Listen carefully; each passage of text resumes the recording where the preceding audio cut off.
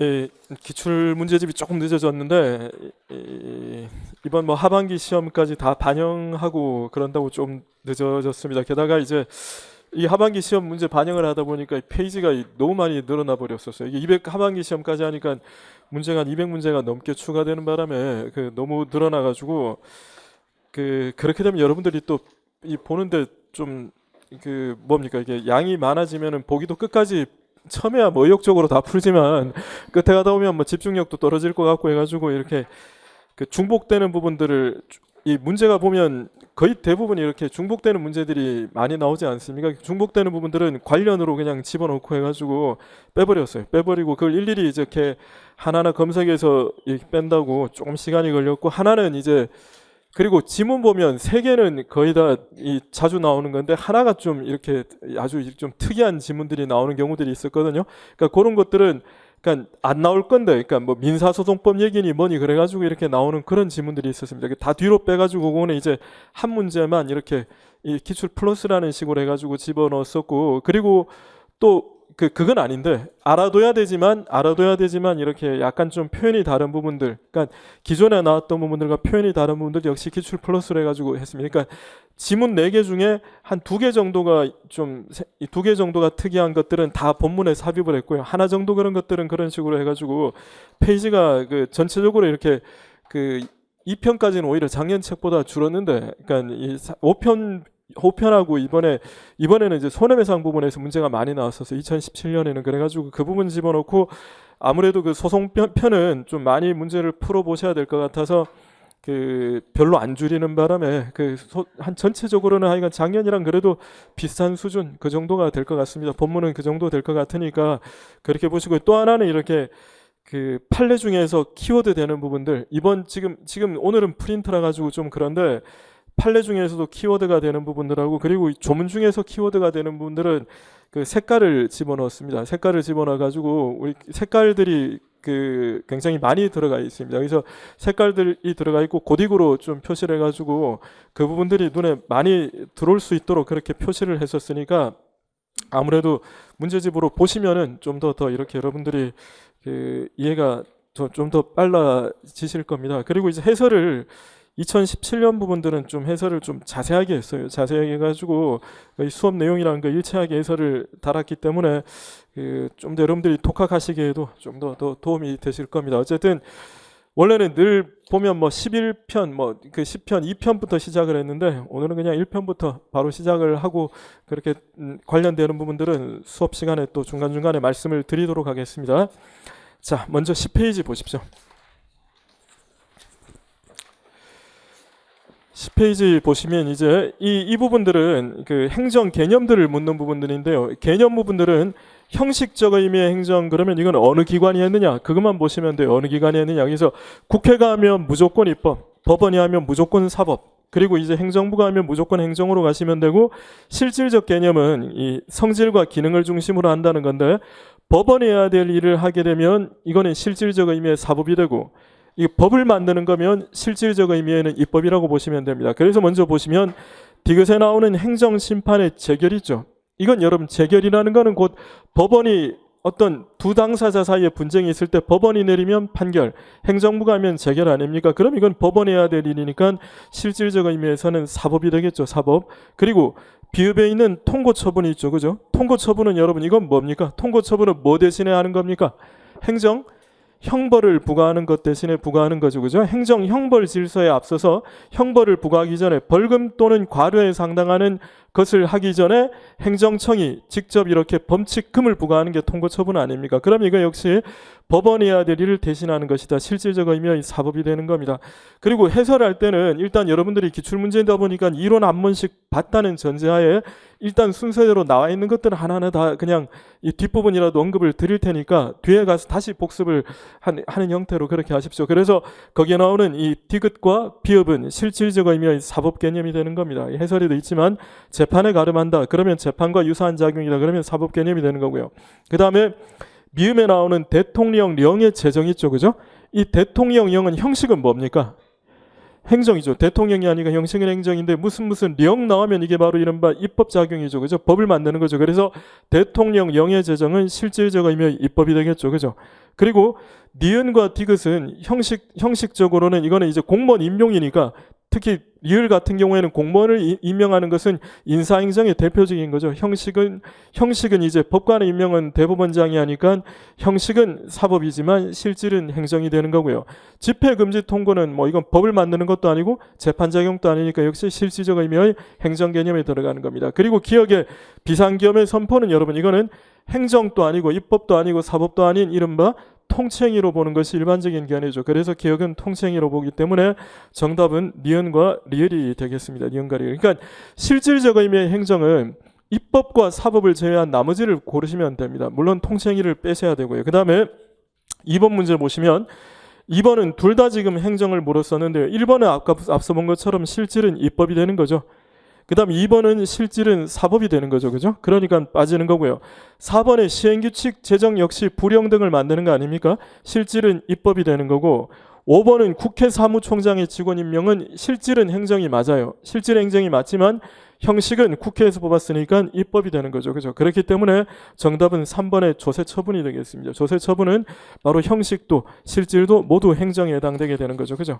그리고 3번 문제 보시면 기억의 국회의원의 징계는 여러분 이거 역시 사법심사 대상에서 제외되는 거죠. 그죠? 일종의 통칭의 개념으로 들어가는 거고요. 그 다음에 그 실질적음의 행정이라 그랬었는데 이 니은의 법원의 재판은 당연히 이거 사법이 될 거고요. 재판작용이니까 사법이 될 거고 디귿의 토지의 수용 재판도 아니고 입법도 아니죠. 그 다음에 리을의 예산의 편성 집행 역시 재판도 아니고 그 다음에는 이제 입법도 아니니까 되셨고요. 그 다음에 취소 철회 같은 경우도 당연히 그렇게 될 거고요. 비읍의 대법원의 규칙 제정은 역시 법을 만드는 거죠. 실질은 입법이 되겠죠. 실질은 입법이 될 거고 시옷의 행정심판의 재결은 실질은 사법이 되겠죠. 그죠? 그렇기 때문에 사실 실질적 의미의 행정 개념은 워낙 범위가 넓기 때문에 그거를 직접 골라내기는 곤란합니다. 그러니까 나머지 사법이 아니거나 행정이 아닌 것, 이제 입법이 아닌 것들을 골라내시면 됩니다. 어쨌든 정답은 그래서 3번이 되는 문제가 되고요. 그 다음에 4번에 보시면 이 통칭에 대한 내용들인데 통칭이 같은 경우에 있어서는 이 판례들을 중심으로 보시면 되는데요. 판례 보시면 이 남북 정상회담의 개최 대통령이 지금 북한과 정상회담을 할지 말지는 고도의 정치적 결단이지만 어떤 단어가 들어가면요. 송금 있죠. 그죠? 대가 명목으로 송금. 지금 거기 이제 대가 명목으로 송금했다는 자체는 이거는 우리 그 법질서 내의 행위로서 이 북한에다가 돈을 보낼 때는 통일부 장관의 승인을 얻고 재정경제부 장관에게 신고하도록 되어 있는데 그걸 하지 않았다. 이거는 법질서 내에서 얼마든지 재판 대상이 될 수 있다. 대가 명목으로 송금한 행위 그거를 골라내라는 거죠. 그래서 대가 명목으로 송금한 행위는 심사 대상이 된다니까 1번 지문 자체는 맞는 지문이 되겠죠. 그죠? 1번 지문은 맞는 지문입니다. 관련 판례 밑에 있는 문제도 보시면요. 거기에도 키워드 보십시오. 1번에는 관련 판례 1번에는 뭐를 체크하셔야 됩니까? 역시 송금한 행위, 그죠? 그 다음에 2번에도 보세요. 2번에도 보시면 대가 명목으로 송금한 행위. 이거는 이제 심사 대상이 된다가 돼야 되겠죠. 대가 명목으로 송금한 행위는 심사 대상이 이제 돼야 되는 거고, 심사 대상이 된다는 거고. 3번에 신고하지 아니하거나 통일부 장관의 협력 사업 승인을 얻지 아니한 북한 측의 사업권의 대가 명목으로 송금한 행위. 송금한 행위는 어쨌든 간에 심사 대상이 된다는 쪽으로 가시면 됩니다. 그 다음에 이제 문제로 돌아오셔가지고 2번에 보십시오. 이게 대통령의 긴급조치에 관련된 내용인데요. 이 긴급조치는 그 긴급조치라는 것은 이 유신헌법 시절에 있었던 겁니다. 유신헌법 시절에 있었던 건데 이 긴급조치 내용으로서는 이 그 내용 중에 여러 가지가 있었는데요. 일단 헌법 개정 자체를 논의하면 안 돼요. 그리고는 이제 위헌비어를 퍼뜨려서는 안 되고 만약에 이런 것들을 하게 되면은 영장 없이 체포할 수 있도록 하는 그런 내용들을 담고 있었습니다. 아주 이제 강력한 권한인데 다만 유신헌법 당시엔 어떤 조문이 있었느냐? 대통령의 긴급 조치는 사법심사 대상이 되지 않는다는 조문이 있었어요. 그러니까 소송 대상이 되지 않는다는 조문이 있었습니다. 그런데 이미 지금은 유신헌법이 아니라 지금 새로운 87년도 헌법 체제가 되지 않았습니까? 근데 거기에서는 그런 조항이 당연히 뭐 긴급 조치는 심사 대상이 되지 않는다는 조문이 없죠. 그러니까 어떻게 해요? 당연히 재판할 때는 지금 현재 있는 법 가지고 재판을 한다는 겁니다. 현재 있는 법 가지고 재판하는데 따라서 어떻게 해요?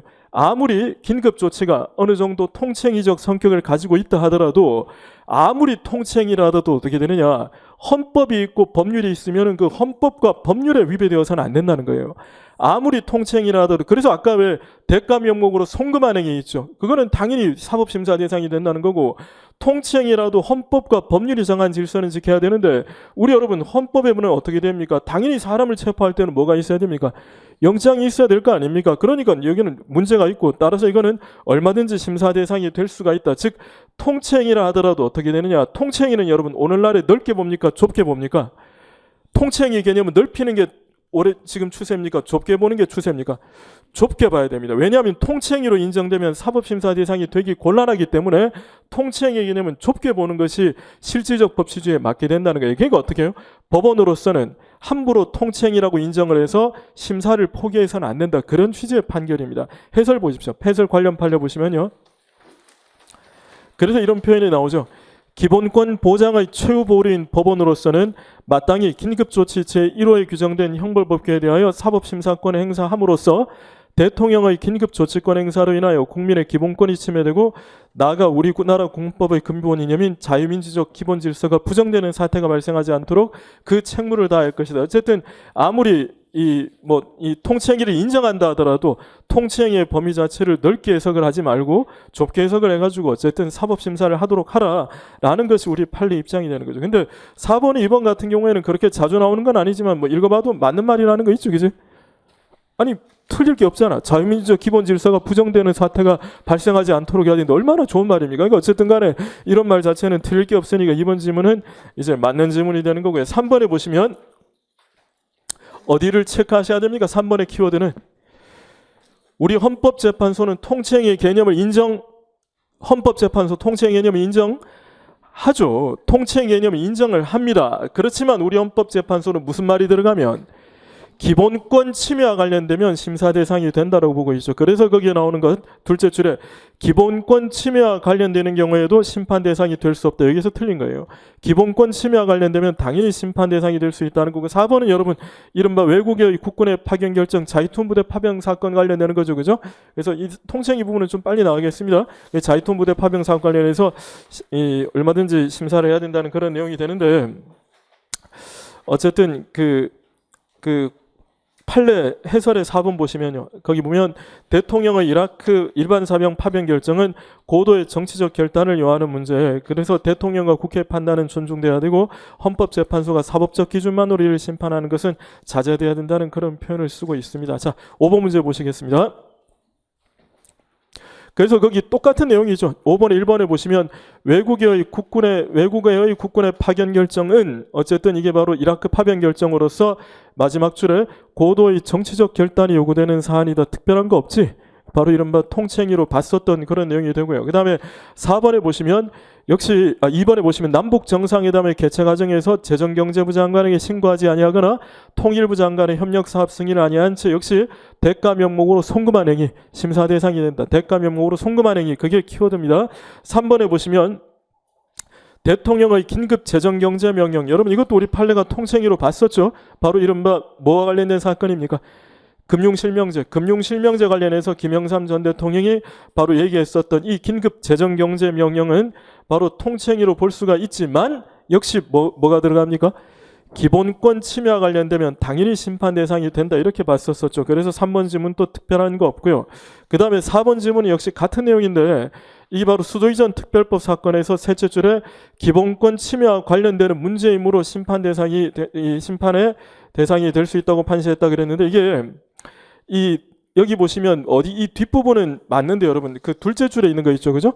고도의 정치적 결단을 요하는 사안이라고 볼 수 없으며 이 부분 때문에 틀린 지문이 되는 겁니다. 그러니까 수도를 어디로 둘 것이냐, 수도를 어디로 할 것이냐는 것은 고도의 정치적 결단을 요하는 문제지만 기본권 침해와 관련되기 되기 때문에 심사 대상이 될 수 있다, 이렇게 본 판례입니다.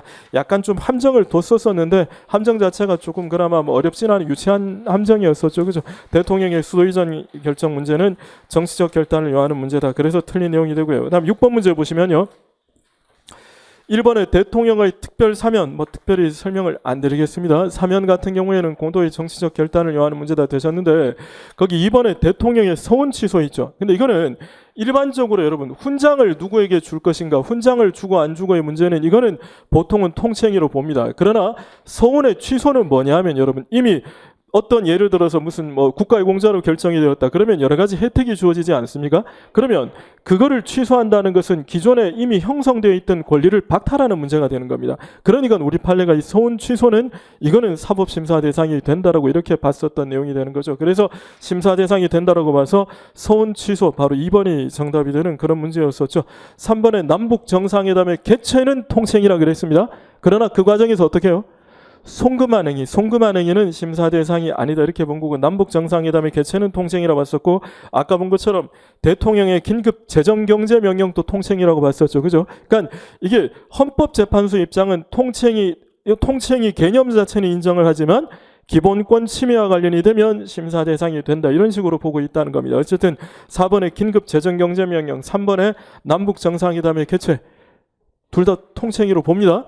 그런데 남북 정상회담 해체는 통칭이지만 대가 명목으로 송금한 행위는 심사 대상이 된다. 그 다음에 긴급 재정경제명령은 통칭이지만 기본권 침해와 관련되면 심사 대상이 된다. 그 논리 자체를 좀 기억을 해 두시기를 바라겠습니다. 그 다음에 그 해설의 관련 판례 보시면요, 3번입니다.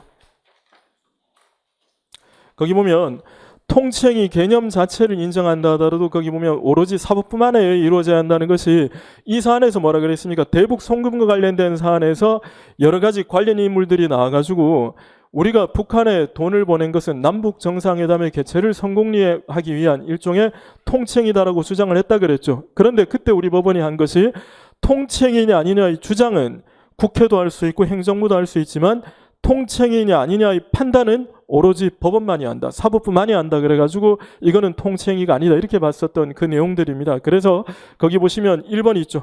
거기 통칭이 2013년 지방직 9급에 나오는 통칭의 개념을 인정한다고 하더라도 과도한 사법심사의 자제가 그 국민의 기본권을 보장하고 법치주의 이념을 구현하여 법원의 책무를 태만히하거나 포기하는 것이 되지 않도록 아까 봤었던 그거랑 같은 취지의 그런 문구입니다. 어쨌든 그 판단은 오로지 사법부만에 의하여 이루어져야 한다는 것이 우리 판례 입장이 되는 거죠.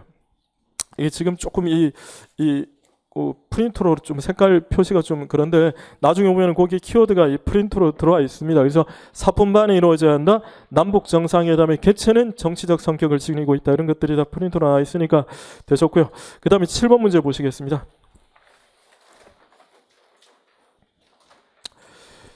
이 1번에 역시 똑같은 거죠. 대통령의 해외 파병 결정, 아까 본 이라크 파병, 자익툰 부대 파병 결정을 얘기합니다. 이 부분 자체는 고도의 정치적 결단을 요하는 문제다. 따라서 사법적 기준만으로 심사하는 건 자제돼야 한다. 특별한 거 없고요. 그 다음에 2번에 보시면요, 이것도 역시 들어있는데 이 계엄 선포 자체는 우리 판례가 통칭이로 봅니다. 계엄 선포 자체는 왜냐하면 이 북한 측의 동태가 어떠냐, 그 다음에 지금 어떻게 전시나 이런 전쟁이나 이런 것들의 위협이 있다. 그러면 이때 치안 질서를 더 이상 경찰이 아닌 군이 유지해야 될 필요가 있을 때 하는 것이 비상계엄이라 그랬죠. 비상계엄이 선포되면 이제 군대에서 치안 질서를 유지하게 되는데 이런 부분들은 여러분, 이런 부분들은 이 그런 여러 가지 정보를 가지고 있는 대통령이 해야 될 고도의 정치적 결단의 문제지만 이 사건은 무슨 사건이라 그랬습니까? 그 12.12 군사반란 사건, 전두환 노태우 그 군사 사건에서 일어난 그거라 그랬죠. 그죠? 그래서 이때는 뭡니까? 이게 바로 문제가 내란죄냐 아니냐의 문제가 성립된 사건이라 그랬습니다. 그러면 법원은 당연히 어떻게 되느냐? 이 사안이 내란죄에 해당하느냐 안 하느냐는 심판할 수 있다는 말씀을 드렸었습니다. 그러니까 여기에서는 비상계엄의 선포나 확대가 내란죄의 구성 요소가 뭐라 그랬습니까? 폭동을 해야 되는데 어떤 게 있어야 된다고요? 국헌문란의 목적이 있어야 됩니다. 국헌문란의 목적이 있어야 내란죄가 성립을 하니까 이 국헌문란의 목적이라는 게 내란죄 구성 요건이에요. 그러니까 우리 법원은 어떻게 해요? 비상계엄의 선포의 확대가 국헌문란의 목적을 위한 것인지는, 다른 말로 하면 비상계엄의 선포나 확대가 내란죄의 구성에 해당하는지는 심사할 수 있다. 그 판례라 그랬죠. 그러니까 국헌문란의 목적을 달성하기 위한, 이런 국헌문란의 목적을 위한 그 말이 들어가든지 아니면 내란죄도 역시 형사상 범죄 아닙니까? 그러니까 범죄 행위에 해당하는지 여부 같은 말입니다. 그래서 보시면 거기 해설 판례 보십시오. 해설 판례 보시면 첫째 줄에 보시면 대통령의 비상계엄의 선포나 확대는 고도의 정치적 군사적 성격을 지니고 있는 행위라 할 것. 바로 통칭이라는 얘기죠. 그죠? 그래서 셋째 줄에 보면 그 계엄 선포의 요건 구비 여부나 선포의 당부당을 판단할 권한이 사법부에는 없다는 거예요. 그러니까 계엄 선포 그 자체는 통칭이지만 이제 뒷부분에 바로 관련되어서 나오는 것이 뭡니까? 비상계엄의 선포나 확대가 국헌문란의 목적을 달성, 내란죄이 아니냐. 그래서 거기 보면 법원은 그 자체가 범죄행위에 해당하는지 여부에 대해서는 심사할 수 있다. 즉 내란죄냐 아니냐에 대해서는 심사할 수가 있다는 겁니다. 그러니까 거기 보시면 2번 보기 보십시오. 비상계엄의 선포와 그 확대가 국헌문란의 목적을 달성하게 행하여진 경우에는 법원은 그 자체가 범죄행위에 해당하는지 여부에 대해서는 심사할 수 있다는 지문은 그래서 맞는 내용이 되는 거죠. 그러니까 단순한 비상계엄의 선포가 아니라 범죄행위에 해당하는지 여부, 국헌문란의 목적 이런 것들은 봐야 됩니다. 그 다음에 3번에 보시면 또 나오는 거죠. 남북 정상회담의 개최는 사법심사 대상으로 하는 것이 적절치 못하지만 역시 북한 측의 송금한 행위는 심사 대상이 된다가 돼야 되겠죠. 그래서 3번 지문 자체가 틀린 지문이 되는 겁니다. 4번은 긴급재정경제명령 아까 통칭이라 그랬죠, 그죠? 그렇지만 범죄행위에 해당하는지 여부에 그 기본권 침해와 관련되는 경우에는 당연히 심판 대상이 된다는 얘기입니다. 역시 똑같은 얘기고요.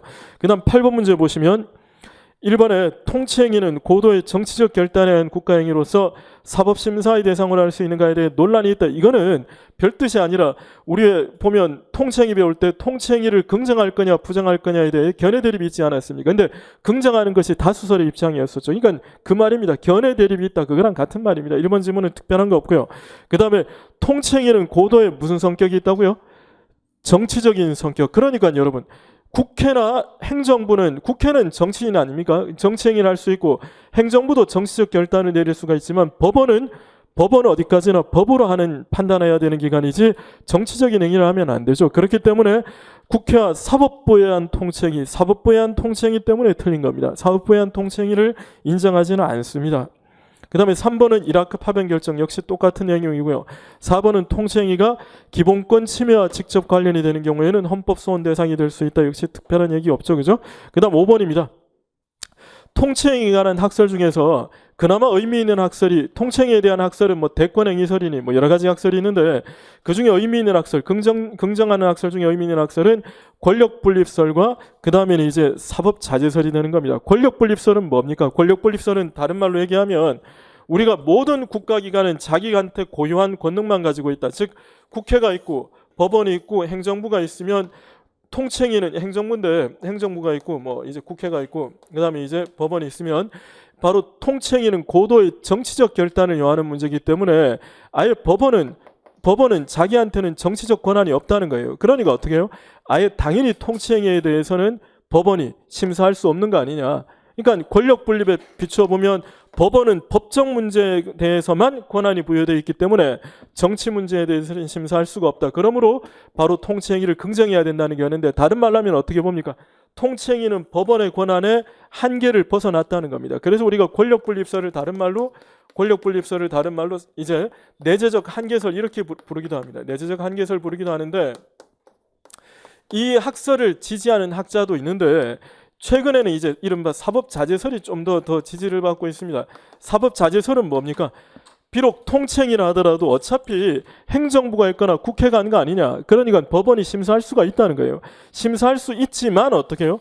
법원이 정치적 문제에 너무 많이 개입을 하게 되면 법원 스스로 정치기관화 되기 때문에 할 수 있지만 참는다. 이게 이른바 자제설의 내용이 됩니다. 뉘앙스가 좀 다릅니다.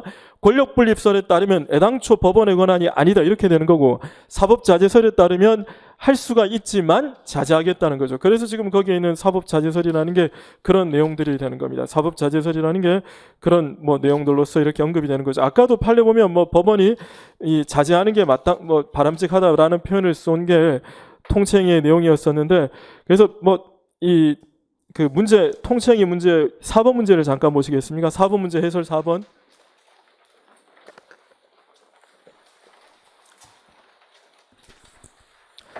문제 해설 4번에 보시면 셋째 줄에 보면 헌법재판소가 그 사법적 기준만으로 이를 심판하는 것은 자제돼야 한다는 표현을 쓰고 있죠. 그죠? 그래서 이런 것들이 이른바 사법자제설이라고 이렇게 얘기를 하고 있습니다. 그래서 보면 거기 관련 판례 관련 문제 1번, 2번 또 보면요. 헌법재판소가 사법적 기준만으로 이를 심판하는 것은 자제돼야 한다. 2번에도 자제돼야 한다. 이런 표현을 쓰지 않습니까? 그죠? 이런 것들이 이제 사법 자제설의 입장이다라고 이렇게 보통 얘기를 하고 있습니다.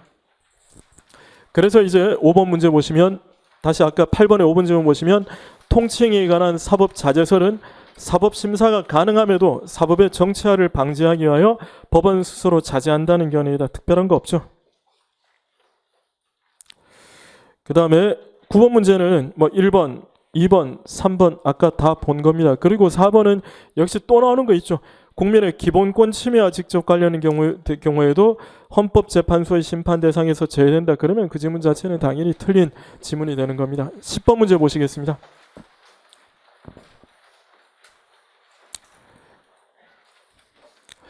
둘째 줄에 사업 1번 문제 보시면 둘째 줄에 사업권의 대가 명목으로 송금한 행위는 고도의 정치적 성격을 지니고 있는 행위라 할 것이므로 심사하는 것은 적절치 못하다. 당연히 이건 틀린 지문이 되는 거죠. 그죠? 그래서 이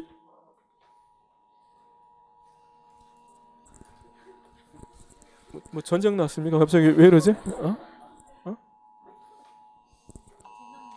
재난 문자? 진짜 재난이에요. 수업 안 해도 이게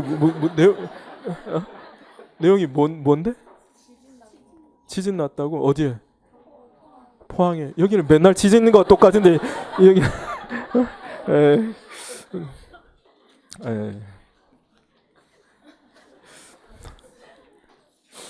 자, 뭐 어쨌든 뭐 지진 났다니까 뭐 봅시다.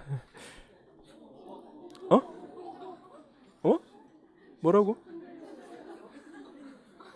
여기는 수시로 들리잖아. 여기는 근데 뭘?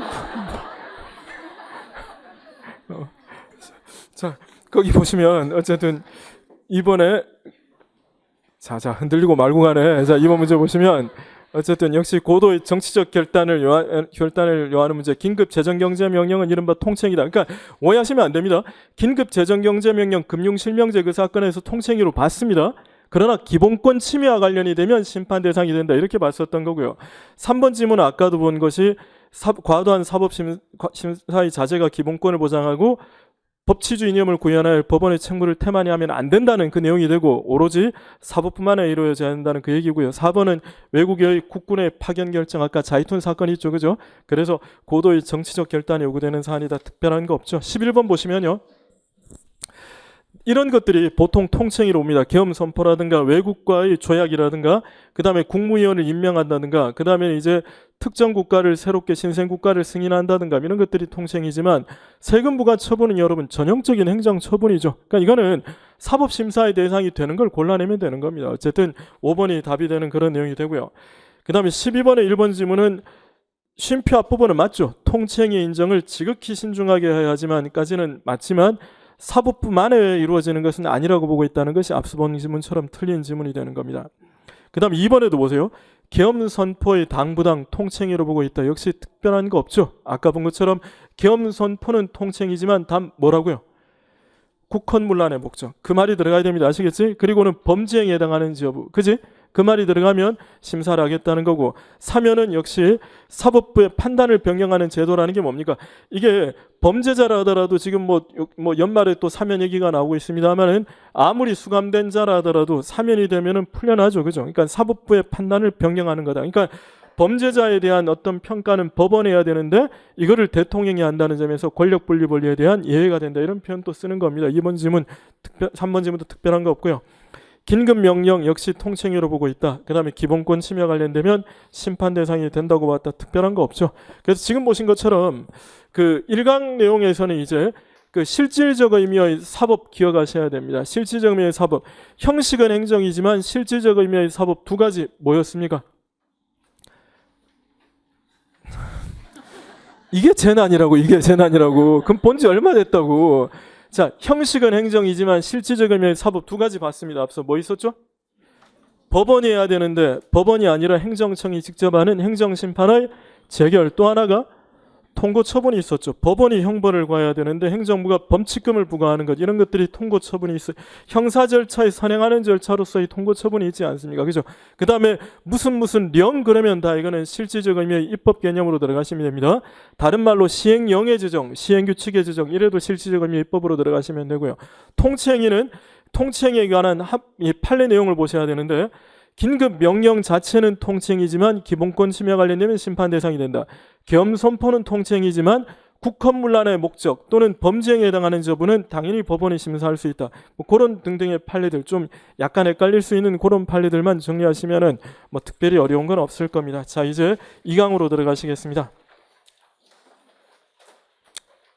자, 1번은 뭐 이론 시간에는 길게 말씀드린 건데 지금 간단하게 말씀드리면, 이게 이 행정법이 아니라 법계는, 모든 법계는 크게 대륙법계와 그 다음에 영미법계로 나뉩니다. 대륙법계와 영미법계로 나뉘는데, 대륙법계는 프랑스 얘기예요.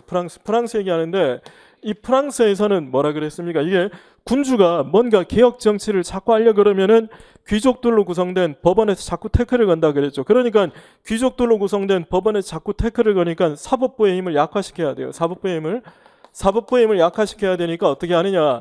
사법부가 가지는 재판 권능 중에서 이 군주가 뭔가 하는 것들을 자꾸 사법부가 하니까 군주가 하는, 즉 행정부가 하는 것들에 대한 재판 권한을 빼온다는 거예요. 그래서 그걸 어디 두느냐? 아예 행정부 밑에 둬버리는 겁니다.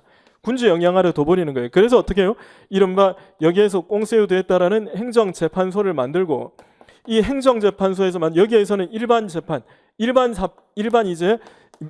개인과 개인 간의 다툼 같은 경우들의 재판들을 그대로 한다는 거죠. 그래서 행정재판소에서 재판을 하다 보니까 완전히 구성원부터 달라집니다. 법관, 귀족들로 구성된 법관과 행정부 공무원들로부터 달라지게 되니까 구성도 달라지고 사건 성향도 달라지다 보니까 여기에서는 재판 과정에서 독특한 이제 원칙들이 등장하게 되는 거예요. 이 원칙들이 모여가지고 이른바 행정법으로 발전을 하게 되고, 여기에는 그대로 이제 일반 개인과 개인에 관한 재판들은 그대로 이렇게 개인과 개인 관한 대로 법들로 발전을 하게 되는데, 그래서 이런 법들이 개인과 관련되는 법들이 이른바 우리가 사법이라고 보죠. 그죠? 그래서 아예 이런 것들에 대한 원리는 별도의 법원리, 바로 행정부와 관련된 것들은 공법이라는 별도의 법원리로 발전을 함으로써 바로 프랑스 행정법은, 대륙법계 행정법은 공법과 사법의 구별이 완전히 갈라지게 되어서 이원화대로 발전하게 됩니다. 그러나 영미법계는 뭐라 그랬습니까? 영미법계는 이른바 보통법, 커먼로라는 게, 이게 뭐 이 자연적인 법, 커먼로, 상식적인 법들이라는 거예요. 우리가 말하는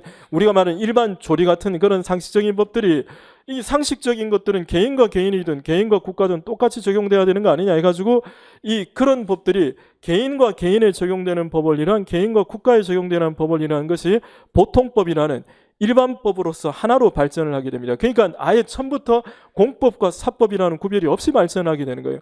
발전하게 되는데, 다만 어떻게 됩니까? 대공황을 겪으면서 뭐라 그랬죠? 바로 이 아주 약자들이 많이 생기니까 각종의 행정위원회들이 생깁니다. 각종의 행정위원회들이 생겨서 이 위원회들이, 예를 들면 우리가 경제적으로 어려워지게 되면 당연히 여러분 지금 이 서민층들, 이 약자층들이 힘들어지지 않습니까? 그래서 소비자보호위원회, 우리로 치면 노동자들을 보호하기 위한 노동위원회, 그런 위원회들이 자꾸 만들어져요. 그래서 이런 위원회들이 자꾸 만들어지는데, 이런 위원회들은 결정을 할 때 뭐를 하느냐? 뭔가 제보가 들어오면 노동자 말만 들어서는 안 되겠죠. 소비자 말만 들어서는 안 되겠죠. 상대방 측한테도 적어도 이렇게 소명 기회를 주는 그런 것들이 필요하다는 거예요. 그러니까 뭐가 중요하게 되느냐? 여기에서는 이른바 어떤 조치를 내리기 전에, 노동자가 제보가 들어오면 또는 소비자가 제보가 되면 조치를 하기 전에 각종의 뭔가 소명을, 의견 제출 기회를 준다. 그게 바로 우리 대표적인 의견 제출 기회 중에 제일 중요한 게 뭡니까? 청문. 이런 청문 같은 경우들, 그러니까 어떤 조치를 내리기 전에 한번 뭔가 의견을 듣는 기회를, 우리 계약할 때는 그렇게 하지는 않잖아요. 계약할 때는 뭐 상대방 측에 의견을 소명 기회를 주고 그러지는 않는데, 여기에서는 어떤 조치를 취하기 전에 청문 등의 소명 기회를 준다는 거예요. 이른바 절차 등이 강조가 된다는 겁니다. 그래서 어떻게 해요? 이런 절차 등이 일반 개인과 개인 간의 계약과는 달리 행정부가 내리는 어떤 조치에는 어떤 이런 절차가 중요하게 되고, 이런 절차들이 쌓여서 하나의 법으로서 발전을 하게 된다는 겁니다. 이른바 절차법이 만들어진다는 거죠. 다만 그러나 영미법계의 가장 특색은 뭐냐 하면, 아예 처음부터 공법과 사법의 이원화로 달라진 게 아니라 단일법 중에서, 그러니까 일반 개인과 개인에 관해 적용되는 법 중에서 약간의 행정부에는 거기에 조금 더 더한 특색, 절차가 조금 더 강조되더라. 그 차이밖에 없다는 거예요. 그러니까 어떻게 되느냐? 영미법계에 있어서 행정법이라는 것은 사법과는 완전히 별도로 분리 독립된 게 아니라 사법의 하나의 특별 규정, 특별법처럼 발전하게 됩니다. 그러니까 영미에서는 아예 공법과 사법의 구별이 없어요. 그러니까 재판도 하나의 법원에서 단일하게 하게 됩니다. 그러니까 행정재판소라는 게 별도로 있는 게 아니라. 그런데 우리나라는 어떻게 되느냐? 우리나라는 어떻게 됩니까? 우리나라는 여러분 지금 행정법원이라는 게 있지만 사법부 소속입니까? 행정부 소속입니까? 사법부 소속이니까 우리는 그냥 일반 법관이에요. 법관. 행정법원에 있다가 형사법원에도 형사재판도 하다가 민사재판도 하다가 하나의 법원으로 발전하게 됩니다. 그러니까 독립된 재판소가 아니에요. 그런데 우리는 어떻게 됩니까? 공법과 사법은 분명히 구별하고 있지 않습니까? 그래서 공법, 행정법의 원칙은 따로 있고 일반 개인과 개인 간에 적용되는 원칙은 따로 있는 거 아닙니까? 그러니까 우리는 공법과 사법의 구별을 강조하면서도 재판은 하나의 사법분에 단일하게 구성을 하고 있다. 그래서 양자를 절충하는 형태가 된다는 거죠. 그래서 1번에 보시면 대륙법계는 공법과 사법의 구별을 강조하면서 행정사건은 사법법원이 아닌 별도의 법원에 속하도록 하고 있다는 거 특별한 거 없고요. 이번에 프랑스에서의 행정법원이 출발하게 된 배경은 말씀드린 것처럼 행정사건에 대한 사법법원의 간섭을 배제하기 위한 필요성 관련이 있다 이런 겁니다. 그러니까 나폴레옹 혁명 이래로 바로 이른바 귀족들의 권한을 약화를 시키기 위한 게 바로 그 내용이었었죠. 그 다음에 4번에 보시면 우리나라 행정법은 전통적으로 대륙법계 영향을 받아 행정에 특유한 공법으로서의 성격을 강조하고 있으면서도 행정사건은 별도의 행정법원이 아닌 사법법원, 사법부 관할에 속한다. 특별한 거 없지? 근데 3번에 보시면요. 공법과 사법의 구별을 강조하지 않은 영미법계 국가에서는 여기까지는 맞아요. 그런데 오늘날 행정법의 특성은 인정되지 않으면 이것 때문에 틀린 겁니다. 그러니까 영미법계도 행정법이라는 게 있습니다. 미국에도 행정법이라는 게 있습니다. 미국에도 행정법이라는 게 있는데 행정학, 행정법 다 있습니다. 다 있는데 이게 뭐냐면 완전히 별도의 어떤 이론으로 발전된 게 아니라 하나의 사법 원리의 하나의 특수한 경우, 특수한 케이스 그렇게 본다는 거예요. 그러니까 거기 보시면 이 행정법의 특성은 인정되지 않는다는 이것 때문에 틀린 겁니다. 그래서 거기 해설의 3번에 보시면요. 영미행정법의 특색은 행정위원회의 권한 행사 절차와 활동에 관한 것을 중심으로 하여 발전하였다. 그런 얘기예요. 그러니까 청문이라든가 이런 것들이 영미행정법에서 강조가 되고 있는 겁니다. 강조가 되고 있는 겁니다. 그래서 이제 영미행정법은 사법의 특별법이라는 성격을 가진다는 그러니까 별도의 법이 아니다 이런 뜻입니다. 별도의 법. 공법과는 분리 독립된 별도의 법이 아니다는 겁니다. 1번, 2번, 4번은 좀 평이했었는데 평이하다기보다는 그래도 이렇게 개념들이 명확했는데 3번이 조금은 금방 눈에 들어오지 않는 그런 내용이었습니다.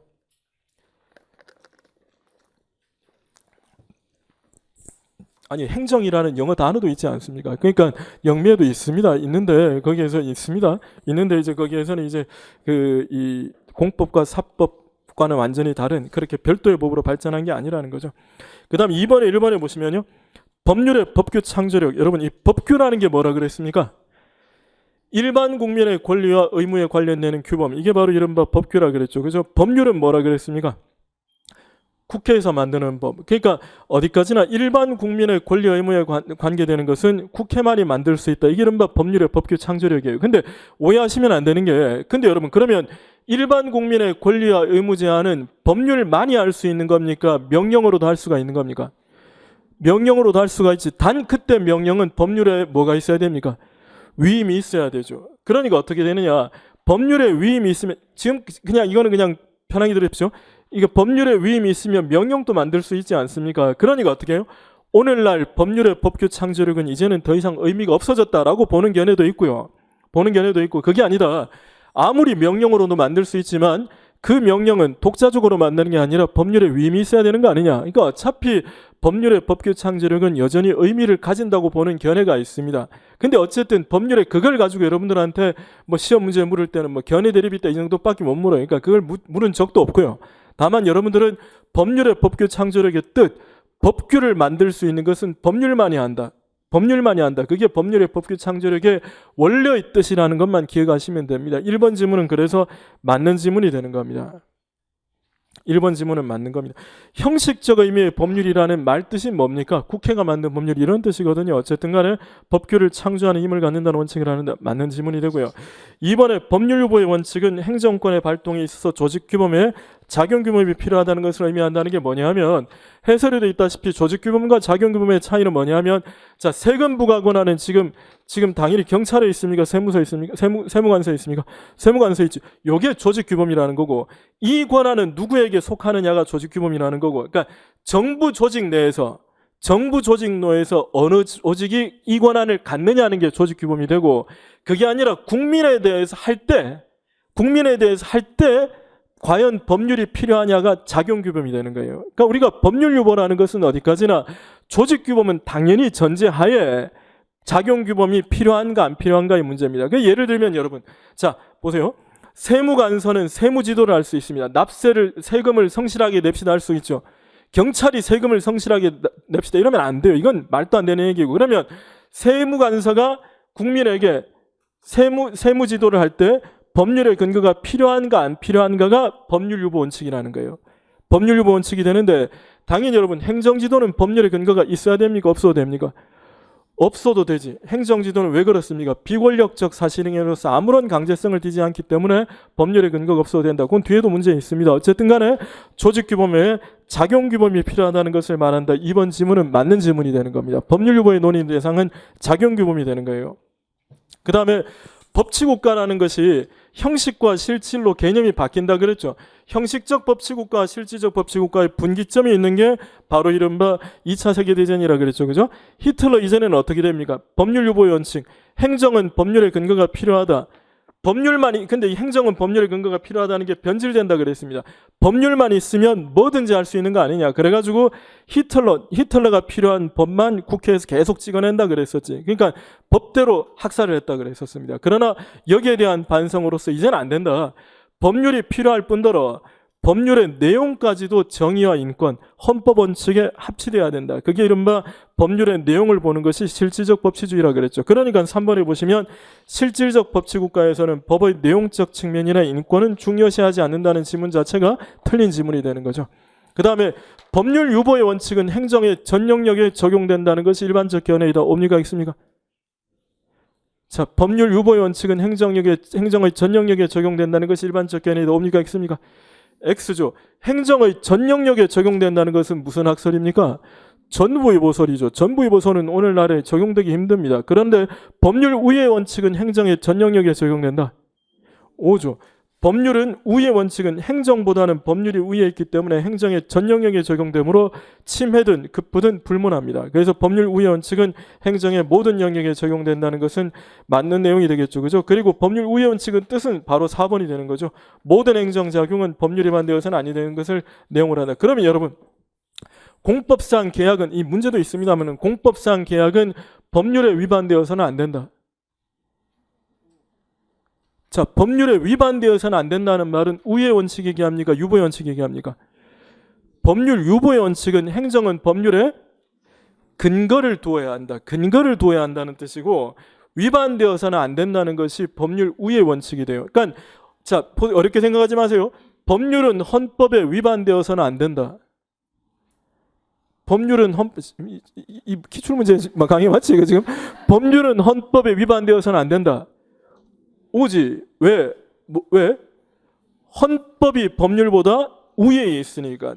헌법이 법률보다 우위에 있으니까 법률은 헌법에 위반되어서는 안 된다는 거예요.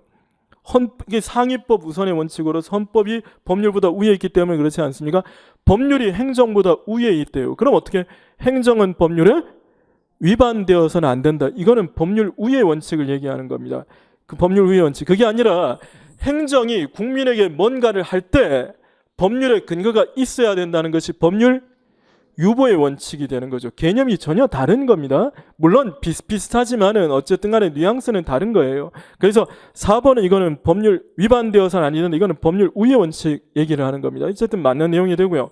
5번에 침해보설은 당연히 침해적 작용에는 법적 근거 필요하다는 거겠지. 그지? 뭐 특별한 거 없고요. 그 다음에 이제 법치행정의 원리로 들어가시면 1번에 보면요. 다수설에 따르면 행정지도에 관해서 대별법의 근거 규정이 없는 경우에 행정지도의 상대방이 국민에게 미치는 효력을 고려하여 행정지도를 할 수 없다고 본다. 여러분 지금 이거는 법률 유보 원칙 얘기하는 겁니까? 법률 우위 원칙 얘기하는 겁니까? 유보입니까? 우위입니까? 그렇지, 문제에도 유보라고 되어 있네. 어쨌든 유보라고 되어 있는데 이게 바로 뭐 상대방인 국민에게 할 수 있냐 없냐라는 거는 무슨 원칙? 유보 원칙이 하는 겁니다. 이게 바로 무슨 근거? 조직법적 근거입니까? 작용법적 근거입니까?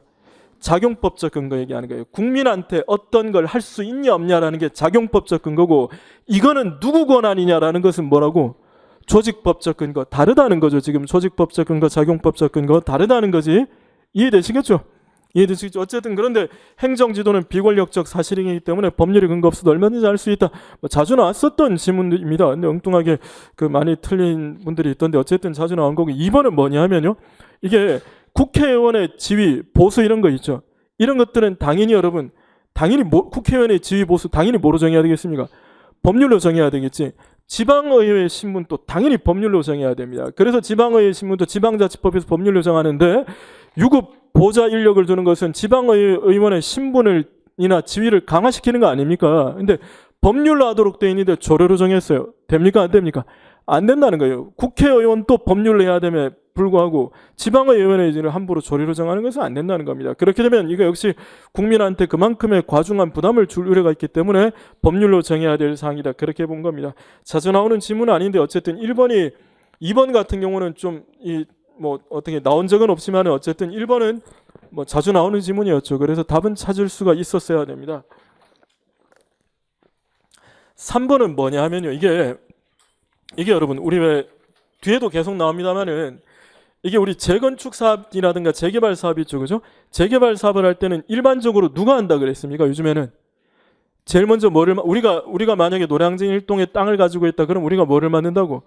조합을 만든다 그랬지. 그래서 이제 조합을 설립 결의합니다. 이건 뒤에 가서 한번 볼 겁니다. 그러니까 지금 그냥 그래도 익혀두십시오. 워낙 많이 본 거니까 조합 설립 결의를 해요. 결의를 하게 되면 이제 이거를 여기에 대해서 구청장에게 인가를 받습니다. 그러면 이 인가는 뭐라 그랬습니까? 인가는 보충행위입니까? 설권행위입니까? 설권행위, 행정 주체를 만드는 특허입니다. 특허입니다. 왜냐하면 여기에서 조합 설립 결의안이 통과되면요, 일정 수 이상, 뭐 예를 들어 과반수 이상이 찬성했다 그러면 반대하는 사람이 있더라도 강제 철거할 수가 있습니다. 강제력을 행사할 수 있는 것은 개인만이 할 수 있습니까? 행정 주체만이 할 수 있습니까? 행정 주체. 그러니까 이 조합은 이제 행정 주체를 만드는 일종의 설권행위로서의 특허라는 거예요. 그리고 나면 뭐 한다 그랬습니까? 사업계획 짠다 그랬지. 몇 동으로 할 것이며 몇 층으로 할 것이며 주차장을 어떻게 할 것이며 이런 식으로 사업계획안을 짭니다. 이건 누가 짠다고요? 사업계획안은? 사업계획안은 누가 짭니까? 조합이 짭니까? 구청장이 짭니까?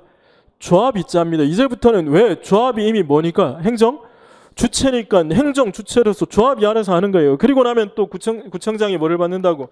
인가를 받습니다. 그러면 사업계획안 자체에 대해 구청장의 인가가 있으면 이 사업계획은 이제는 확정이 돼요. 확정이 된다는 말이 이제는 사업계획안대로 효력이 있다는 거야. 안이 있는데 구청장이 인가를 받으면 확정이 돼요. 확정이 된다는 말이 이 계획은 이제는 확정이 되니까 그 조합원들한테 영향을 미친다는 거지. 바로 뭐라고? 구속적 행정계획이 되는 겁니다. 구속적 계획. 이 계획은 아직은 확정되기 전에는 아무런 효력이 없지만 인가를 받으면 구속적 행정계획으로서 뭐가 된다고? 처분이 되는 거예요. 처분. 근데 이 인가는 누가 짰다고? 죄송합니다. 인가가 아니라 계획은 누가 짰다고? 조합. 그럼 이 인가는 뭐라고? 말 그대로 새롭게 권능을 주는 겁니까? 보충해 주는 겁니까? 보충행위로서의 전형적인 인가가 된다는 거죠. 그리고 나면 이제 그 다음에는 뭐를 하느냐? 분양 신청을 받아서 누구에게 어떤 식으로 처분을 할지, 어떤 식으로 만들어진 아파트 이런 것들에 대해 어떤 식으로 관리해서 처분할지, 처분 이것만 생각하시면 됩니다. 처분. 그러니까 바로 관리 처분 계획을 짜는 거예요. 처분 계획을 짜는. 처분 계획을 짜서 역시 이것도 누가 짠다고요? 조합. 조합이 짜서 구청장의 승인을 받으니까 이 인가는 뭐라고? 인가가 되는 거예요. 인가가 되는데 그게 아니라 일정한 사업에 도시정비 사업이라든가 이런 재개발 사업 같은 경우 일정한 경우에는 토지 등의 소유자들이 조합을 만들지 않고 직접 할 수가 있게 됩니다. 그러니까 무슨 단계가 생략됩니까? 조합 설립 2단계가 생략이 돼요. 그러면 토지 소유자 등의 일정 이상이 찬성하면 역시 강제 철거를 들어가고 강제로 지어서 분양을 할 수가 있게 됩니다. 그러니까 그때는 뭐부터 나오느냐? 토지 등 소유자가 할 때는 바로 이것부터 나와요. 사업계획안을 짜서 여기에 대한 인가가 떨어집니다. 그럼 이제 인가를 받으면 이제는 토지 등 소유자는 어떻게 해요? 강제력을 행사할 수가 있게 돼요.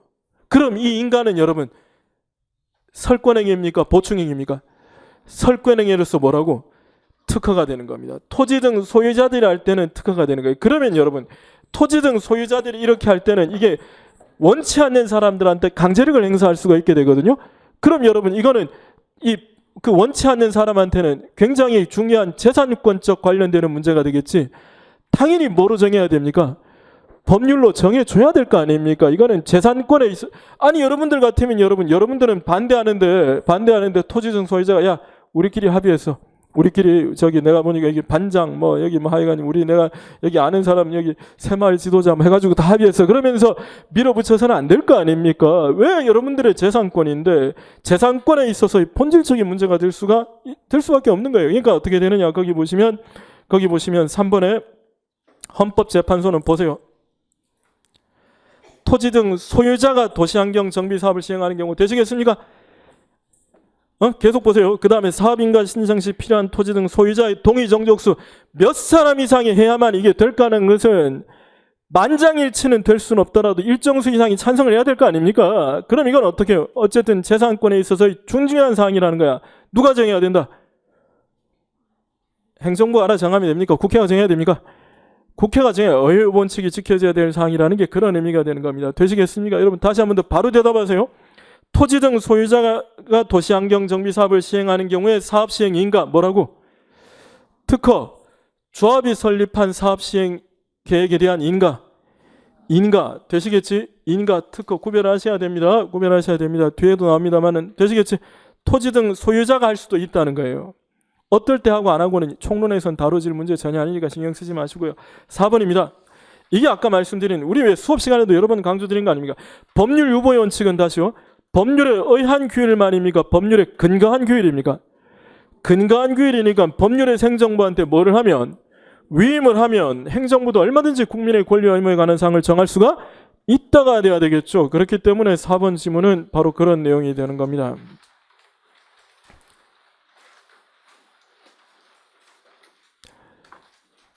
자, 이제 법률 우회 원칙은 행정의 전 영역에 적용이 되죠. 그죠?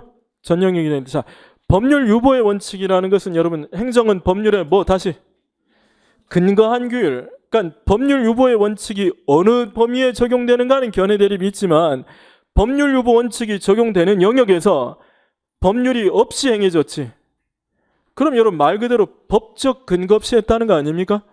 하자가 매우 중대한 하자가 되는 거겠지. 법적 근거 없이 했으니까 매우 중요한 하자가 되겠지. 그럼 어떻게? 당연히 위법하게 되겠지. 그러니까 2번 질문해 보세요. 법률 유보의 원칙에 반하는 행정작용은 위법하다. 쉽게 당연한 내용이지. 해설 잠깐 한번 읽어보십시오. 따라서 법률 유보 원칙에 반하는 행정작용은 법적 근거 없이 이루어진 행정 위헌 위법한 행위인데 무슨 얘기인지 되시겠죠? 다만 이제 어느 범위에 적용될지에 대해서는 견해 대립이 있다는 거죠. 여러분 3번은 보세요. 3번. 왜 그렇습니까? 3번은 왜 맞습니까? 아니죠. 아까 우리 본대로 위에 그렇죠. 법률에 근거가 있으면 위임 입법에서도 얼마든지 권리를 제한할 수 있다. 이렇게 되는 거 아닙니까? 여러분 이 4번의 3번이랑 3번의 4번이랑 같은 내용이 돼요. 지금 그걸 빨리 파악을 하셔야 됩니다. 지금 계속 이게 그 문제입니다. 이게 그 문제입니다라는 말씀을 드릴 텐데 이게 올해 기출문제가 특히 더 그랬지만 내년에도 더 그럴 겁니다. 이게 올해 기출문제 같은 경우에는요. 정답은 형법 판례에서 내거나 그러니까 해설 강의에도 말씀드렸습니다. 형사정책 판례에서 내거나 행정 판례에서는 다룬 적도 없고 형법 판례 내거나 그러니까 정답은 그렇게 내고 정답이 아닌 질문들은 우리가 익히 볼 수 있는 문제를 내거나 그런 식으로 낸 문제들이 많아요. 그리고 기출문제도 똑같이 그대로 내질 않고 조금씩 변형을 시켜요. 변형을 시키는데 그게 그거다라는 것을 빨리 파악하셔야 됩니다. 그러니까 기출 문제를 보면서 여러분들이 다양한 문제에 대한 응용력을 지금 기르는 훈련을 지금 하셔야 됩니다. 어쨌든 3번이 바로 그겁니다. 4번은 여러분 우리 헌법재판소는 법률 유보 원칙에 대해서 이른바 중요사항 유보서를 따르죠. 중요사항 유보서를 따르는데 그러니까 중요한 사항은 법률의 근거가 필요하다. 근데 중요사항 유보서는 여기서 한 걸음 더 나간다 그랬지. 본질적인 중요한 사항. 자, 중요한 사항은 법률의 근거가 필요하다는 거예요. 근데 아까 법률 유보 원칙은 뭐라 그랬습니까? 법률의 근거가 있으면 뭐에 의해서도 위임 입법에 의해서도 국민의 권리를 제한할 수가 있다는 겁니다. 여기까지만 다른 학설은 얘기했지만 중요사항 유보서는 법률의 근거가 필요하다. 그런데 이 부분은 위임할 수 있지만 이 부분만큼은 위임조차 되지 않는다. 그게 바로 이른바 무슨 사항? 의회 유보 사항 아닙니까? 이 부분만큼은 위임조차 될 수 없다. 즉 본질적인 중요한 사항은 위임조차 될 수가 없다는 점을 밝혔다는 점에서 중요사항 유보서는 의미를 가진다 그랬죠. 그래서 뒤에 나옵니다만은 여러분, 그래서 중요사항 유보서는 뭐라 그랬습니까? 중요사항 유보서는 단순히 법률의 근거가 필요한 범위뿐만 아니라, 즉 법률 유보의 범위뿐만 아니라 이 부분은 위임할 수 있고 이 부분은 위임조차 안 된다. 즉 국가작용이 이렇게 있으면요, 이 부분은 법률의 근거가 필요하다. 그런데 이 부분만큼은 법률의 근거가 필요할 뿐더러 이 부분만큼은 위임조차 되지 않는다는 점에서 이 부분은 100% 법률로 채워져야 되는 거예요. 이 부분은 위임해도 되고, 그러니까 법률 유보의 범위는 흰색, 법률 유보의 밀도가 강하고 밀도가 약하다. 법률 유보의 규율 정도까지도 같이 규율하지 설명하는 이론이다라고 우리가 보지 않았습니까? 그 중에서 어떻게 해요? 우리 수신료에서 제일 중요한 거는 뭐라 그랬습니까? 수신료 얼마냐? 수신료 금액의 결정까지는 법률에 직접 규정하고 있어야 된다. 바로 의유보 사항이다라는 4번 지문 또 맞는 지문이 되는 거죠. 그죠? 4번 지문 또 맞는 지문이 되는 겁니다. 자, 관련 문제에서 해설의 4번의 관련 문제 네 문제 다 풀어보십시오.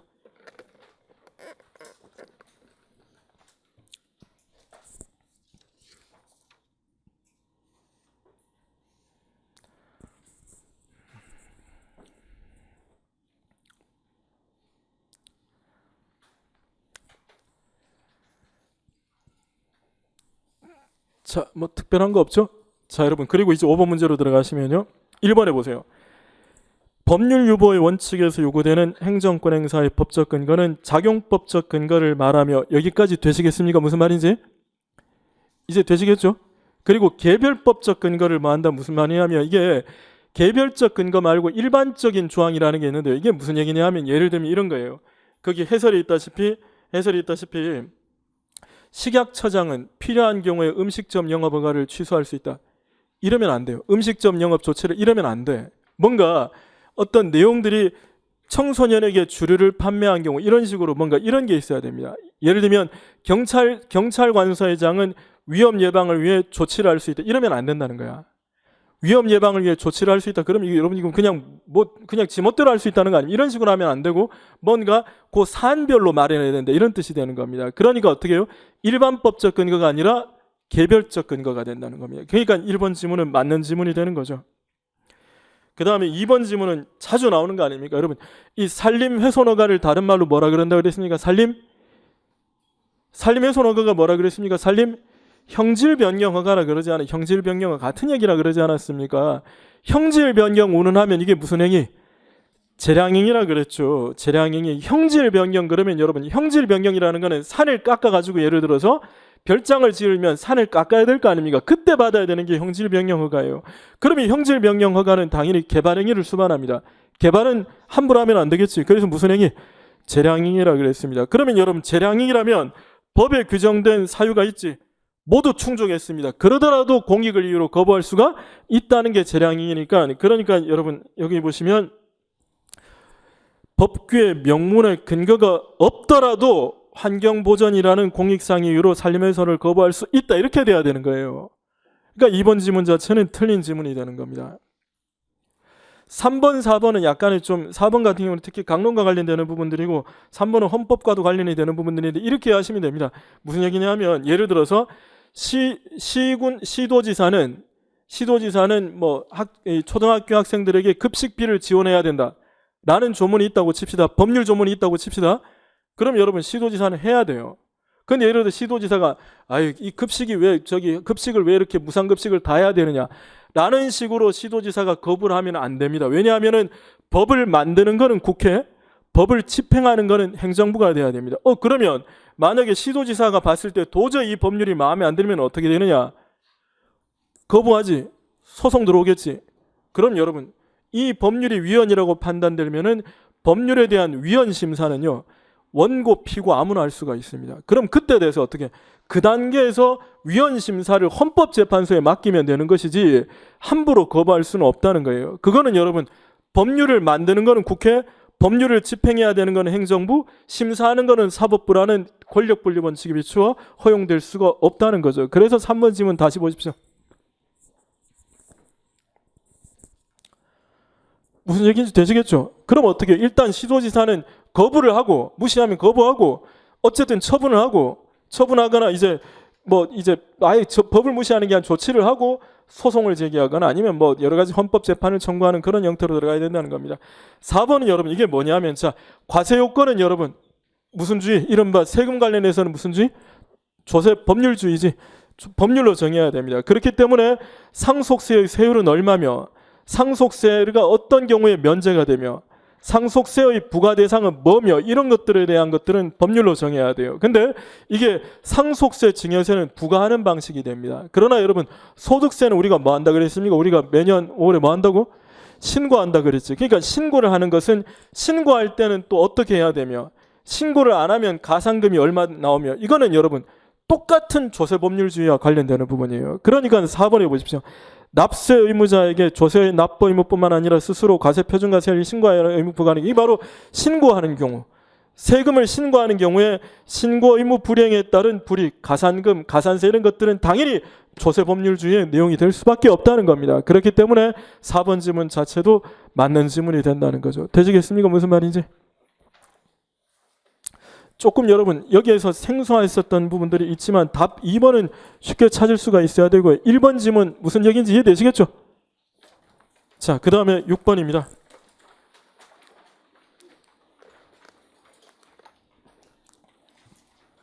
자, 1번 지문에 역시 수신료 금액의 결정 특별히 설명 안 드리겠습니다. 2번에 보면요. 자, 여러분 거기 2번에 단어 체크하십시오. 뭐를 체크하셔야 됩니까? 본질적인 내용, 바로 본질적인 중요한 사항은 뭐로 정해야 된다? 법률로 정해야 된다. 그 얘기 아닙니까? 근데 그걸 앞에 수시가 하려고 주권자인 국민의 선출로 된 대표자들로 구성되는 입법부가 담당하여 그거 있으나 없으나 법률로 정해야 된다는 그 얘기 아닙니까? 그죠? 그러니까 앞에 있는 거는 다 수식어입니다. 본질적인 중요한 사항은 법률로 정하라. 그게 바로 이른바 중요사항 유보설이 되는 거죠. 3번입니다. 헌법재판소는 구토지초과이득세법상 기준시기 이것도 자주 나오는 건 아닌데 2016년 문제라 가지고 둔 것뿐입니다. 뭐냐면 이게 기준식 토지초과이득세법이라는 게 뭐냐면요. 내가 땅을 가지고 있는데 땅이 개발이 돼요. 땅이 개발이 되면 어떻게 되느냐? 일정 금액 이상이 땅값이 뛰잖아요. 그러면 거기에 대해서는 이른바 토지에 대한 초과이득이라 그래가지고 초과이득 세금을 부담하는 게 토지초과이득세법이었었습니다. 없어졌는데 토지초과이득세법인데 그럼 여러분 자 내 땅이 얼마 있는데 개발이 됨으로써 얼마가 되었다. 그러므로 소득이 이만큼 있었네. 이 소득은 일정한 소득을 넘어서는 소득이다. 따라서 이득세네. 이거야 이거. 그럼 여러분 이것도 역시 일종의 납세 의무와 관련이 되는 거지. 그럼 여러분 땅값이 기준 땅값이 될 얼마에서 얼마로 뛰었다. 처음에 얼마라는 땅값 정하는 게 있을 거 아닙니까? 나중에 얼마로 뛰었다 땅값 정하는 게 있을 거 아닙니까? 납세 의무에 관한 굉장히 중요한 사항이지. 그럼 어떻게 그 기준이 되는 땅값은 납세 의무의 핵심이에요. 행정부가 정하면 됩니까? 국회가 정해야 됩니까? 국회가 정해야 될 거 아닙니까? 납세 의무에 대한 핵심이라는 거예요. 아니 내 땅값이 얼마냐는 것은 내가 땅값이 얼마라는 걸 행정부가 자의적으로 정하게 되면은 그지? 행정부는 처음에는 초기에는 엄청나게 한 1년 단위로 세금 부과한다 그러면은 연초에는 무조건 작게 연말에는 무조건 높게 그러면 다 세금이 많이 거두어질 거 아닙니까? 그러면 안 된다는 거야. 이거 어떻게 법률로 정해야 된다 그런 얘기입니다. 그러니까 법률에 규정하지 않고 대통령령에 위임했거든요. 그러니까 당연히 위반된다 이렇게 봤던 겁니다. 자 4번 질문은 여러분 체크 어디가 틀린 겁니까?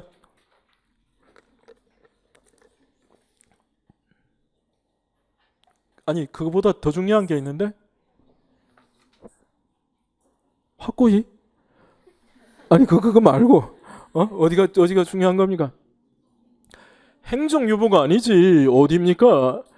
의회유보 아닙니까? 의회유보 본질적인 중요한 사항 국회가 제가 이 의회유보 이 부분들은 너무 평해가지고 설명을 좀 자세하게 안 드렸는데 이거 여러분 지금 이게 의회유보라는 게 다시 한 번 더 국가작용이 있을 때 법률 유보라는 거는 이제 어디까지가 법률에 뭐 근거가 필요한가라는 게 법률 유보의 원칙이고, 그게 법률 유보의 원칙이고, 침해 유보설이니 급부 유보설이니 그 말밖에 안 했다고.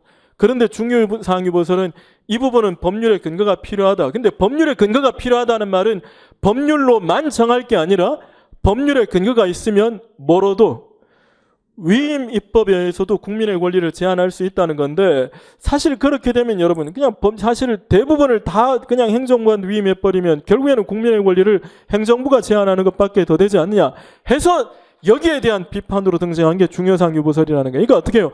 중요사항 유보설은 법률의 근거가 필요하고 행정부에 위임해도 되지만 정말 중요한 본질적인 사항만큼은, 본질적인 중요한 사항만큼은 뭐 하지 마라?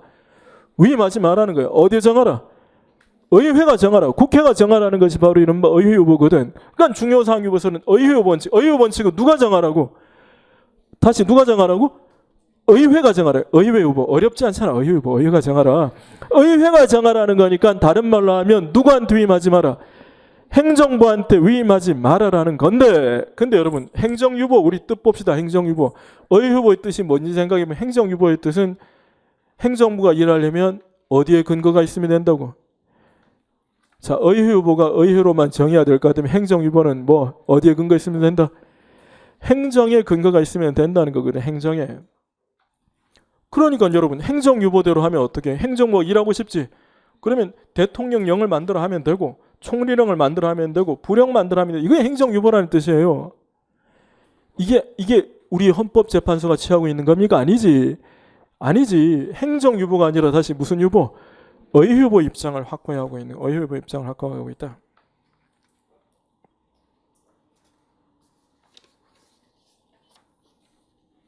그리고 옛날에는 이른바 법률유보의 원칙에 대해서 말이지, 특별권력관계에서는 법률유보의 원칙이 적용이 안 된다고 봤거든. 그러나 오늘날에는 특별권력관계 내부더라도 법률의 근거가 있어야 된다고 보고 있잖아요. 그러니까 축소도 틀렸고 더 틀린 거는 행정유보가 틀린 겁니다. 행정유보. 이게 행정유보가 눈에 더 들어와야 돼요. 왜냐하면 시험 문제 물을 때 그걸 묻기 때문에. 그래서 7번.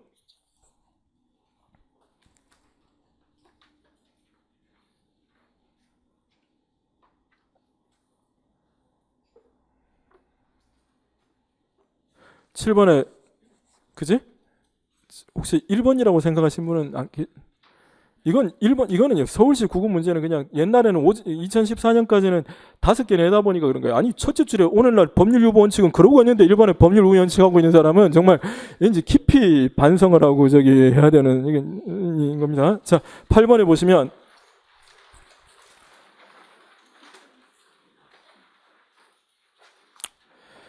법률의 법규 창조는 아까 본 거고요. 2번에 법률의 원칙은, 우회 원칙은 행정의 모든 영역에 적용돼 아까 본 거지. 3번에 법률 유보의 원칙에 있어 법률은 형식적 의미의 법률을 의미하므로 관습법은 포함되지 않는다는 말이, 자, 행정은 법률의 근거가 있어야 된다는 건데 이때 법률은 당연히 국회가 만든 법률을 얘기합니다. 물론 법률 유보의 원칙에서 말하는 법률은 국회가 만든 법률입니다. 그러나 법률 유보의 뜻이 뭐였습니까? 법률에 근거를 두면 되기 때문에 국회가 만든 법률의 근거만 있으면 법률에서 행정부한테 위임을 하면 위임 명령에 의해서 국민의 권리를 제한할 수 있다. 모순되는 말 아니지? 위임 명령도 법률에 위임이 있어야 될 거 아닙니까? 그러니까 법률의 근거는 두고 있다는 거예요. 뿌리는 두고 있다. 그러니까 법률 유보의 원칙에서 말하는 법률은 국회가 만든 법률이라 맞는 얘기입니다. 관습법은 포함이 되면 안 되지. 그럼 어떻게 관습을 근거로 세금 부과하고 관습을 근거로 입영 의무를 부과하고 하면 안 될 거 아닙니까? 그러니까 관습법은 포함되면 안 됩니다. 이건 뭐 본 거고. 4번에 법률 우회 원칙이 만든 행정작용의 법적 요건 행정식에 따라서 왜 이러냐면 여러분 법률 우회 원칙은 행정의 전 영역에 적용된다 그러지 않았습니까? 그러니까 어떻게 공법상 계약도 법률 우회 원칙이 적용이 돼요. 그 다음에 행정행위도 법률 우회 원칙이 적용됩니다. 그러나 행정행위는 어떻게 해요? 법률에 위반되면 중대명백설에 따라 중대명백함이 무효, 그렇지 않으면 취소지. 그러나 공법상 계약은 위반하면 무효거든. 그러니까 상이하며 일률적으로 말할 수 없다, 이런 표현을 쓰는 겁니다. 4번 지문은 그래서 맞는 지문이 되는 겁니다. 5번은요 반대로 되어 있죠. 왜 그러냐면 여러분 법률 유보의 원칙은 뭡니까? 그러니까 예를 들어서 지금 지금 여러분 부유세라는 조항은 없어요. 그러니까 부유세를 부과할 수가 없습니다. 그럼 부유세를 부과하고 싶으면 어떻게 해요? 부유세법을 만들어서 부과하라는 거야. 그러니까 어떻게 법률 유보 원칙은 일하고 싶으면 법률부터 만들어라.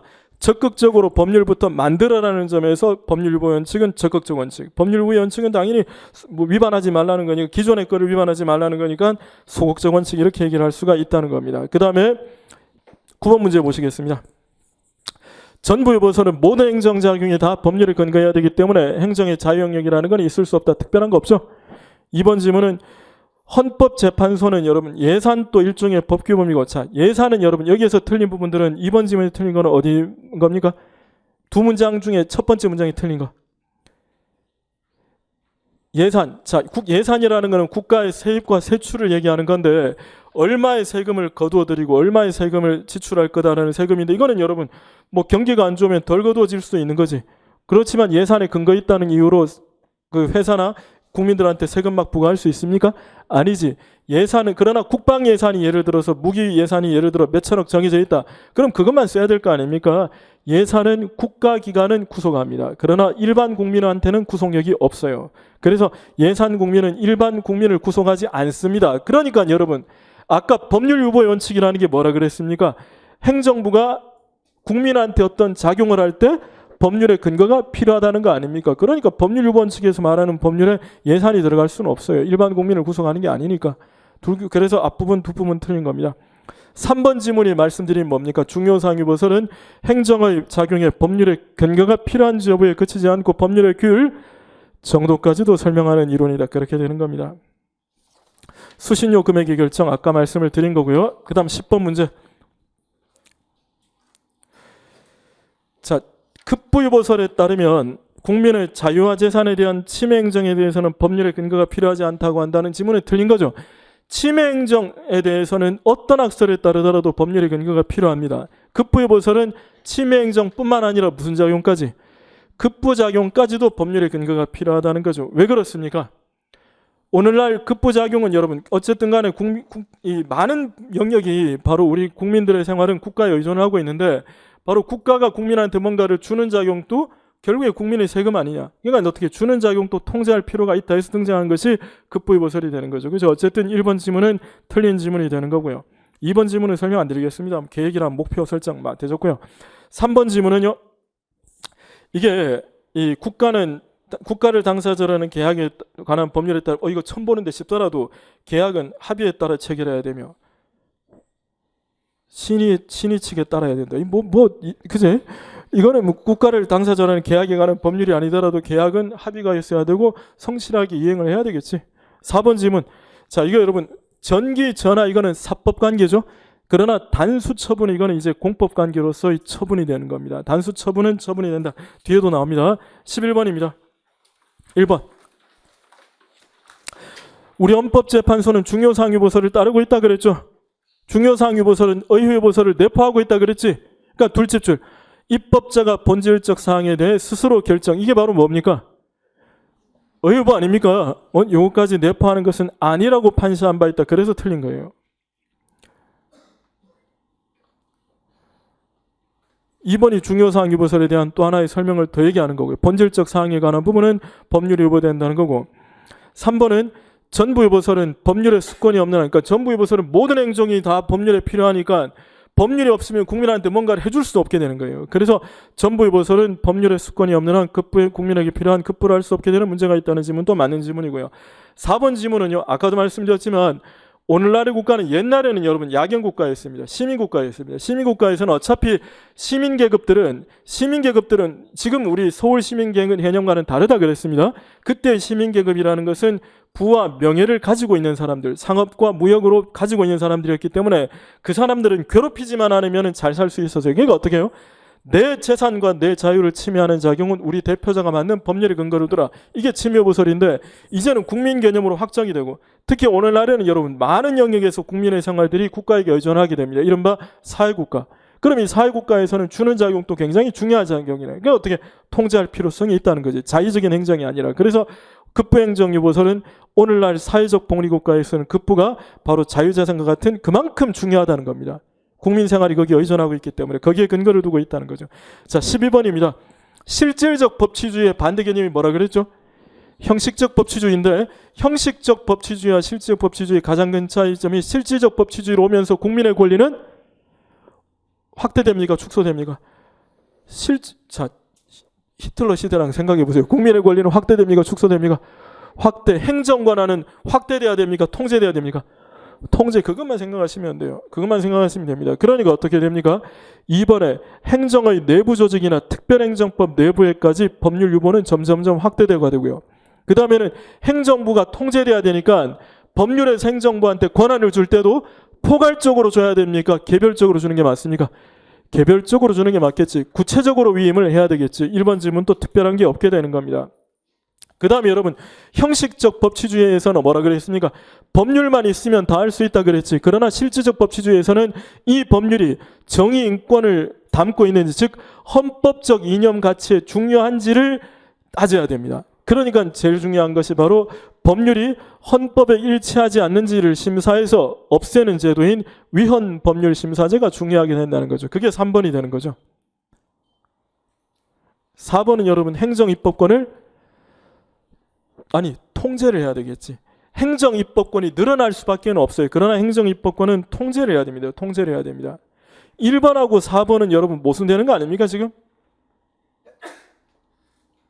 그지? 행정입법권은 통제를 들어가야 되는 내용이 되는 겁니다.